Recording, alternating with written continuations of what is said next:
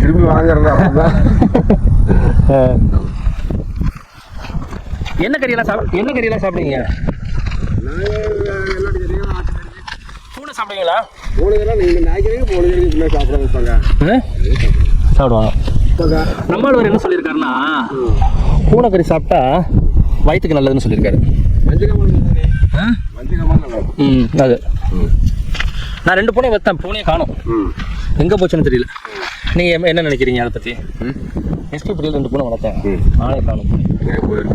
யாராவது சாப்பிட்டு இனிமேல் நான் என்ன யோசிக்கிறேன்னா, நம்ம வளர்த்து நம்மளே சாப்பிட்டுக்கலாம், ஏன் வெளியில் விடணும்? என்ன சொல்கிறீங்க? குறிப்பிட்ட டயத்துக்கு போயிடும். குறிப்பிட்ட டயத்துக்கு போயிருமே. அப்படியா? எந்த டயத்தில் போகும்? எப்படி கண்டுபிடிக்கிறது? அது பொழுதுக்கே இருக்கு. நைட்டு 6 மணி ஆகிட்ட போயிடும் காட்டு வெளியே. காட்டு வெளியே போயிட்டு அப்புறம் நான் இங்கே பிடிச்சிட்டு வேட்டைக்கு போகிறவங்க பட்டியலில் வேட்டைக்கு போவாங்க பையங்க. யாராவது ஒரு தோட்டு போனால் முன்னாடி சொல்கிறாங்க, அப்புறம் அண்ணன் போன வந்துச்சு சாப்பிட போன அப்படி சாப்பிட. அவர் பாருங்க, அண்ணன் பூனை வந்தால் பிடிச்சி சாப்பிட்டு வரான்ல, இல்லை வேலை. அப்போ நான் வந்து ஒரு 10 பூனை வச்சு வளர்க்கலான்னு இருக்கேன். வளர்த்து நீ பால் ஊற்றுவேன், நான் வந்து நீங்கள் பூனை சாப்பிடுவேன். ஆமாம், அவ்வளோதான். அப்போ என்ன பண்ணுங்க, பூனைக்கறி வைக்கும்போது நம்ம 2 பேரும் சேர்ந்து சாப்பிடலாம். கரெக்டா? ஏன்னா நீங்கள் வெள்ளம் சேர்த்து பூனைக்கறி செய்வீங்களா? எப்படி செய்வீங்க? இல்லை, நாங்கள் வெள்ளம் போட மாட்டாங்க. வெள்ளம் போடுறாங்க. அப்போ என்ன எப்படி பண்ணுவீங்க? மிளகாத்தூள் போடுவாங்க. மிளகாத்தூள் செய்வேன், கறிக்குழம்பு எல்லாம் மிளகா எங்காலங்கெல்லாம் இதுக்கெல்லாம் இரமாய்க்கலாம். அப்போ மஞ்சள் காமல் நல்லா இருக்குமே. மஞ்சள் காமலுக்கு நல்லது. பூனைக்கறி மஞ்சள் காமல் நல்லா இருக்கும். மஞ்சள் காமல் நல்லா இருக்கும். அது ஒரு அளவு மேலே தின்னாமல் உடம்புக்கெல்லாம் வலி எடுத்துக்காது. இதுவும் ஒரு அளவு தான். உடம்புக்கெல்லாம் வலி எடுக்கும்.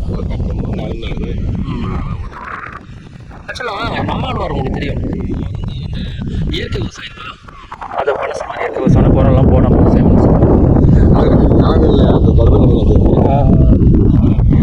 அப்படியா? அப்புறம் பேருக்கல வெளிநாட்டில் இருக்காரு அவரு. அப்படிங்கும்போது அவர் சொல்லுவார், நீ வந்து உனக்கு வயிறு பிரச்சனையா, நீ வந்து இது இருக்குல்ல நம்ம பூனைக்கறி சாப்பிட்டு நல்லதுன்னு சொல்லுவார்.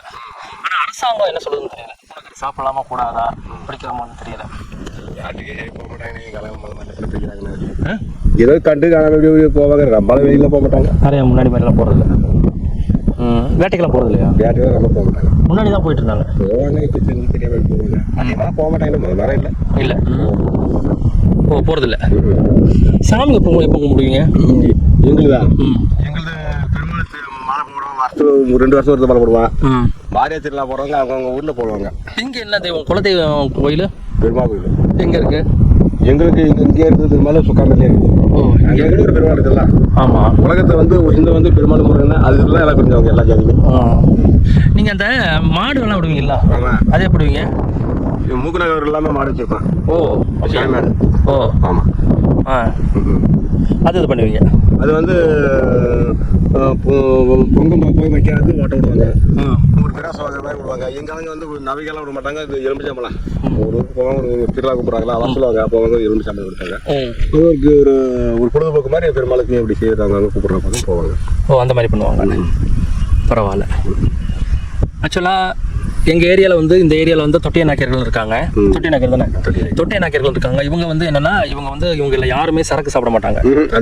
ஆமாம், சரக்கு வந்து சாப்பிட்டா ஊரை விட்டு ஒதுக்கி வச்சிருவாங்க.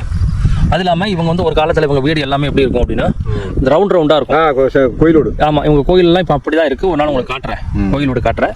கோயில் வீடாக தான் இருக்கும். இப்போ வந்து நாகரிகமாகி போச்சுனால எல்லாமே வந்து வீடு கட்ட ஆரம்பிச்சாங்க. அந்த ரவுண்டு வீடு தான் நல்லது. இப்போ சாமி கும்பிட்றப்ப நான் சட்டப்பட மாட்டேன். சட்டப்பட மாட்டேன்.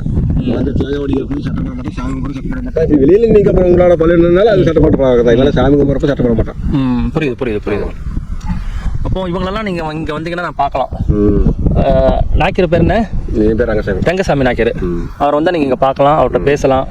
ஜாலியாக ஒரு 3 மணிலேருந்து மத்தியானம் ஒரு 3 மணிக்கு ஆரம்பித்து ஒரு 7 மணி வரை ஆடை மேய்ப்பார். ஆடை மேய்ச்சிட்டு போயிட்டு அப்பா ஆடனை படுத்து தூங்கிடுவார். போய் குளிச்சுட்டு என்ன பண்ணுவாருன்னா, குளிச்சுட்டு என்ன பண்ணுவீங்க? குளிச்சுட்டு அப்படியே கடைக்கு போயிட்டு வருவேன், டீ குடிச்சு வருவேன், சித்தாங்க 4 பேர் ஜாலியாக கொண்டாடி போய் இருந்துட்டு வருவேன். அவ்வளோதான் வாழ்க்கை. அதான் வாழ்க்கை. எப்படி சம்பாதிப்பீங்க, எப்படி இருப்பீங்கன்னு சொல்லுங்க. என்ன சம்பாதிப்பீங்க, என்ன மாதிரி வாழ்க்கை போயிட்டு இருக்குங்க வாழ்க்கை? என்ன நம்ம ஒருத்தர் கடன் வாங்காம ஓரளவுக்கு இல்லங்காம இருந்து நம்ம ஆட்டை வைக்கணும். அப்புறமா வந்து நம்மளும் நல்லா பிடிக்கணும், ஆடு வாங்கணும், மாடு வாங்கணும், இப்படிதான் நாங்கள் இருப்பேன். பிள்ளைங்க படிச்ச வரல படிக்கிட்டேன். அப்படி இப்பெல்லாம் நாயர்கள் மாதிரி போறாங்க போல எந்த வழியும் போனாங்க. ஒன்னாவது போகணும் இல்லையா? போகணும். அப்படி போது ஆடாங்க போது மாதிரி. ரொம்ப சந்தோஷம் உங்கள்கிட்ட பேசுனதுக்கு. வணக்கம் சொல்லுங்க. நன்றி.